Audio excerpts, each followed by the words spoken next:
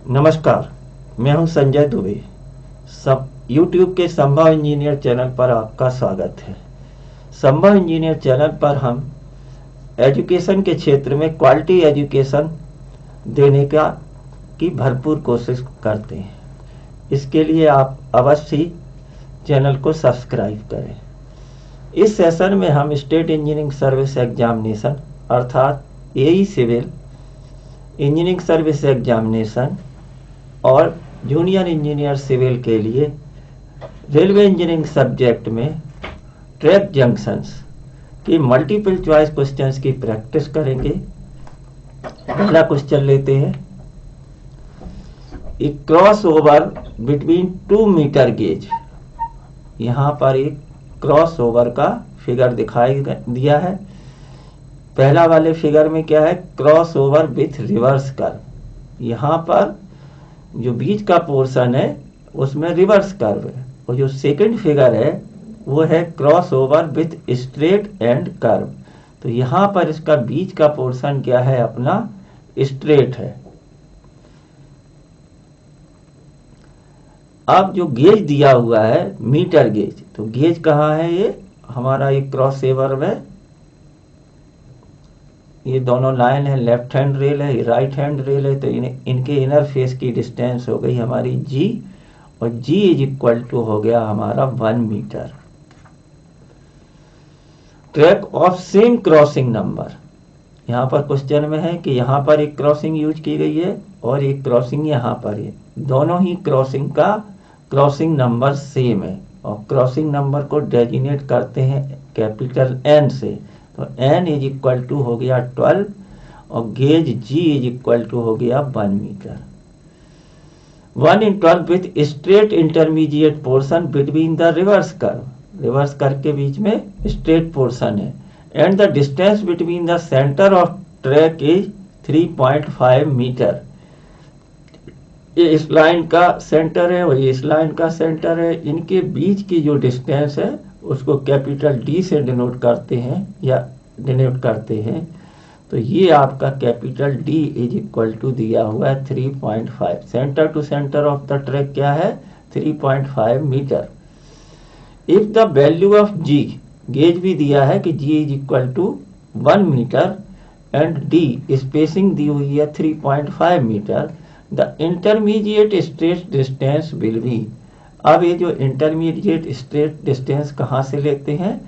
ये एक क्रॉसिंग से हमने यहाँ पे परपेंडिकुलर डाला तो ये पॉइंट हो गया, और एक इस क्रॉसिंग के से यहाँ पर डाला।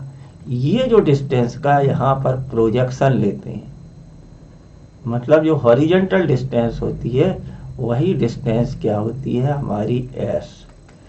एलोंग द ट्रैक S नहीं होती है, तो S की जो वैल्यू होती है straight distance S is equal to D minus G bracket में multiplied by N minus G 1 plus N square. यहाँ पर D is equal to 3.5 put up किया, गेज 1 मीटर रखा, N बराबर 12 रखा, minus 1 under root 1 plus 12 square. बस formula याद करना है और किसके लिए पूछा गया है तब आपको क्या निकालना है। तो कंसेप्ट क्लियर रहेगा तो आप सही फार्मूले को अप्लाई करेंगे। Stress distance S is equal to D minus G bracket में N minus G 1 plus N square. ये सब क्या है? 1 plus N square square root में है। ऑप्शन क्या हो गया हमारा? आंसर आया 17.95 मीटर। इसको बोल सकते हैं 18 metre. Next question. The value of curve lead to be provided for a broad gauge track. Track कौन सा है हमारा? Broad gauge. और ब्रॉड गेज के लिए G की वैल्यू होती है, गेज होता है 1.676 metre with crossing number. Crossing number है 8.5, तो N इज इक्वल टू हो गया हमारा 8.5। अब निकालना क्या है? Curve lead. कर्व लीड कहाँ से स्टार्ट होती है? स्विच के थ्योरेटिकल टो ऑफ स्विच से लेकर के हमारी TNC तक, theoretical nose of crossing along the track. तो यहाँ से लेकर के यहाँ तक की डिस्टेंस हमको निकालना है, और इसका अप्रोक्सीमेट फार्मूला होता है कर्व लीड का 2GN। 2G is equal multiplied by 1.676 multiplied by N is equal to 8.5। ये आंसर आ गया 28.49। तो 8.5 की क्रॉसिंग के लिए ब्रॉड गेज में हमारी जो कर्व लीड होती है उसकी लंबाई होती है 28.5 मीटर। इसको याद भी कर सकते हैं, डायरेक्टली भी पूछ सकते हैं। Next question, consider the following location of a turnout. Tongue rail 1, tongue rail 2, lead rail 3rd, toe of switch and 4th क्या है, crossing. Which is the correct sequence for the train to pass the turnout from facing direction. यदि train हमारी facing direction से आ रही है तो हमको कौन कौन से जो हैं आपके कंपोनेंट हैं उनमें पहले मिलेंगे, उनकी सीक्वेंस क्या रहेगी। तो ये जो हमारा क्या है, राइट हैंड टर्नआउट है। और राइट हैंड टर्नआउट में फेसिंग डायरेक्शन से हम चले तो सबसे पहले हमको मिलेगा टो ऑफ स्विच। जहाँ पर टंग रेल की टिप है वहाँ पर हो गया हमारा टो ऑफ स्विच, तो 3 बन जाएगा हमारा 1। इसके बाद हमको मिलेगी टंग रेल, तो टंग रेल हो जाएगी हमारी 2nd। टंग रेल के बाद हमारी क्या स्टार्ट हो जाएगी, जैसे हील पर पहुंचेंगे तो स्विच पोर्शन खत्म हो जाएगा और लीड रेल स्टार्ट हो जाएगी। तो थर्ड लीड रेल हो जाएगी हमारा 3rd। और क्रॉसिंग जो आखिर में क्या मिलेगी, क्रॉसिंग।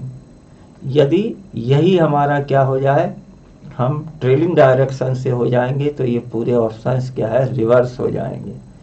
तो पहला आंसर क्या हो जाएगा 3 के बाद हो जाएगा हमारा 1, 2 और 4। Option A correct. Next question, consider the following statement concerning railways. A level stretch equal to the maximum train length is provided between the gradient reaches where a rising gradient is followed by a falling gradient। जब हम railway track में curve, vertical curve design करते हैं तो पहले है हमारा ascending gradient जो दिया हुआ है, राइजिंग ग्रेडियंट फॉलोड बाय हमारा falling gradient, falling gradient.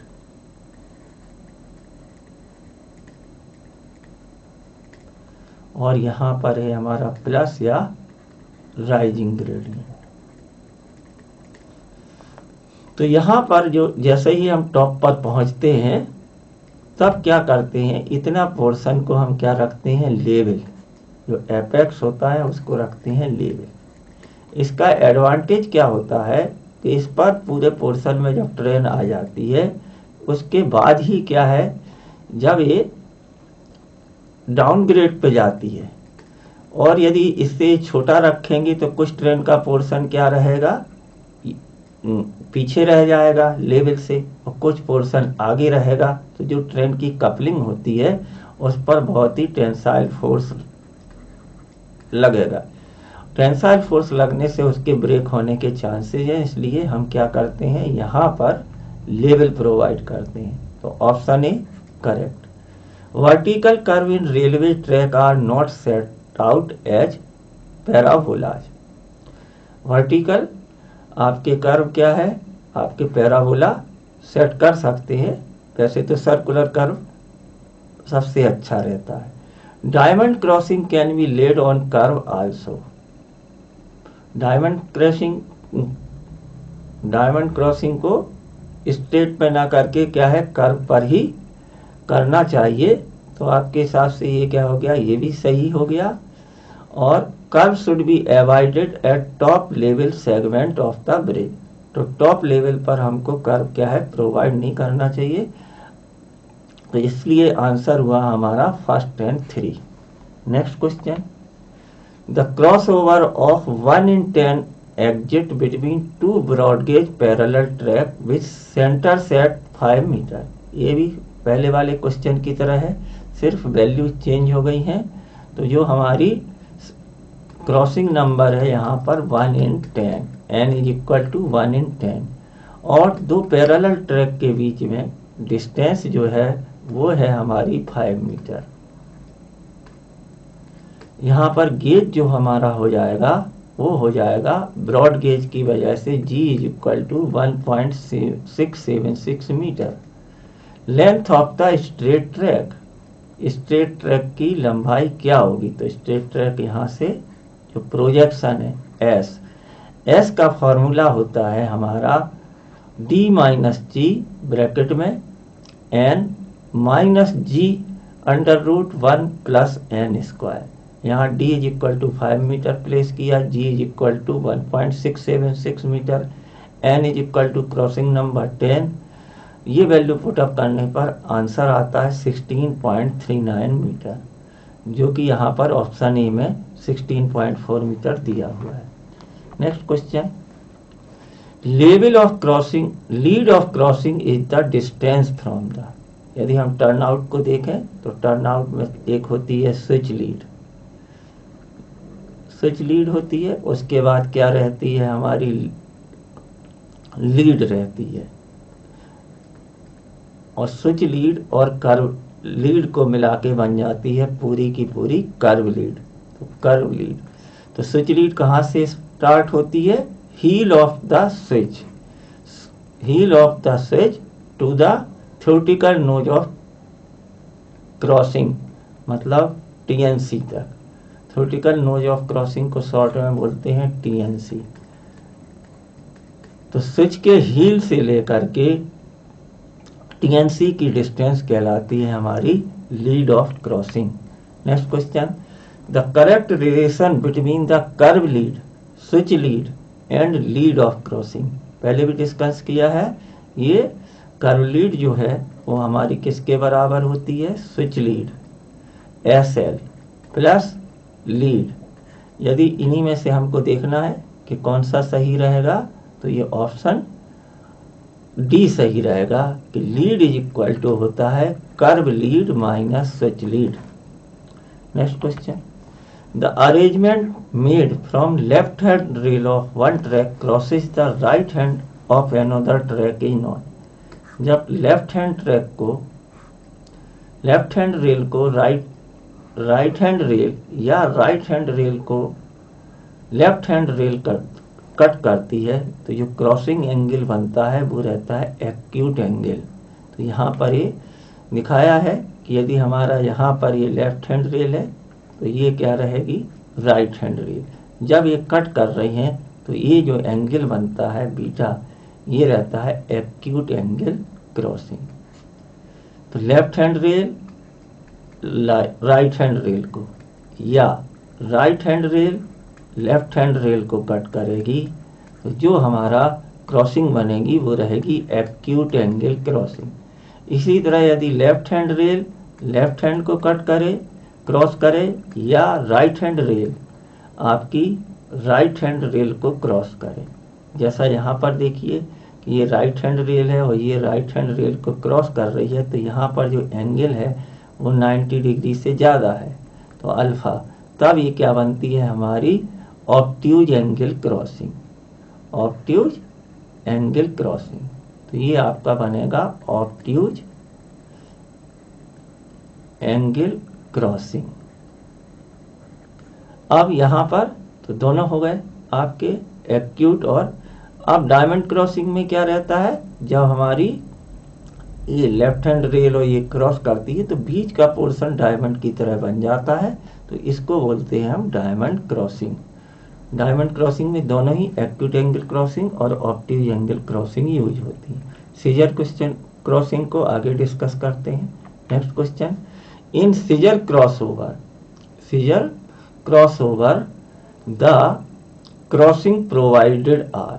Scissor crossover को डबल क्रॉसओवर भी बोलते हैं, डबल क्रॉसओवर, क्योंकि इसमें दो क्रॉसओवर होते हैं। एक क्रॉसओवर नंबर 1, इसको इस लाइन नंबर, और एक है आपका क्रॉसओवर ये डबल क्रॉसओवर। इसका शेप कैसा होता है? सीजर या कैंची की तरह होता है, इसलिए इसको बोलते हैं सीजर क्रॉसओवर। इसका यदि आपको फिगर या थ्योरी आपने डिस्कस कर रखी है तो आपको पता रहेगा कि आसानी से बना सकते हैं। 4 तो आपके हो जाएंगे पॉइंट, 1 2 3 और 4 पॉइंट हो जाएंगे। तो यहाँ पर आपकी 4 क्या हो जाएंगी, आपकी एक क्रॉसिंग हो जाएंगी। जहाँ पर डायमंड बनेगा वहाँ पर भी आपका क्या रहेगा, 2 रहेंगी एक्यूट एंगल क्रॉसिंग और 2 रहेंगी हमारी ऑब्ट्यूज एंगल क्रॉसिंग। तो टोटल मिलके हो जाएंगी हमारी 6 एक्यूट एंगल क्रॉसिंग और 2 obtuse angle crossing. 6 acute angle crossing रहेंगी और 2 ऑब्ट्यूज एंगल क्रॉसिंग। तो यहाँ पे आंसर क्या हो जाएगा, 6 एक्यूट हो गई और 2 ऑब्ट्यूज। तो फर्स्ट एंड फोर्थ मीन्स क्या हो गया आपका, फोर्थ का D. Next question, which of the following devices is used to transfer the wagon or locomotive to and from parallel tracks without any necessity of shunting? Triangle, turntable,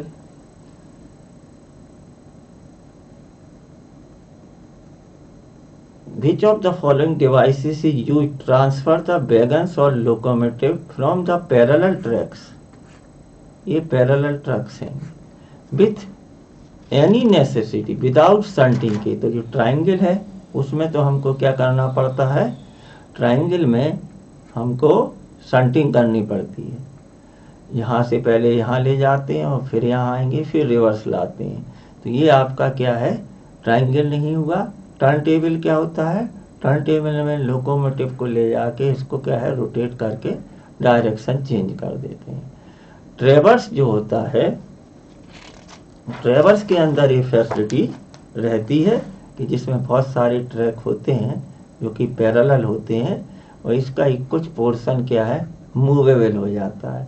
तो हमको इसको इस track से लोकोमोटिव इसमें ले जाना है, तो यहाँ पर ये क्या रहता है, व्हील्स लगे होते हैं और यहाँ इसमें शिफ्ट कर देते हैं। तो हमारा लोको इस लाइन पर पहुँच जाएगा और ये शिफ्ट हो जाएगा। करेक्ट आंसर हुआ ट्रेवर। ट्रेवर्स में विदाउट शंटिंग के हम अपने लोको या आपके वैगन को एक पैरेलल लाइन से दूसरी पैरेलल लाइन में शिफ्ट कर सकते हैं। Next question, a triangle is use changing the direction of engine transferring wagon to and from parallel track without shunting. तो ये तो हो गया ट्रेवर्स। इसके बाद क्या हुआ, separating all the sidings and shunting line from main lines. इसके लिए हम यूज करते हैं स्कॉच ब्लॉक। स्कॉच ब्लॉक का यूज करने से आपकी जो शंटिंग लाइन है उससे कोई भी वैगन रोल करके मेन लाइन पर नहीं आ सकता, वो पहले ड्रिल हो जाएगा। Preventing the vehicle from running of the track, इसके लिए हम सैंड हम्प का यूज करते हैं। तो ट्रायंगल किसके लिए काम करता है, changing the direction of engine. Just यदि हम यहाँ से आ रहे हैं तो फर्स्ट यहाँ जाएंगे, इसके बाद फिर वापस आएंगे इस तरफ और फिर इस तरफ जाएंगे तो हमारी लोको की डायरेक्शन चेंज हो जाएगी। Next question,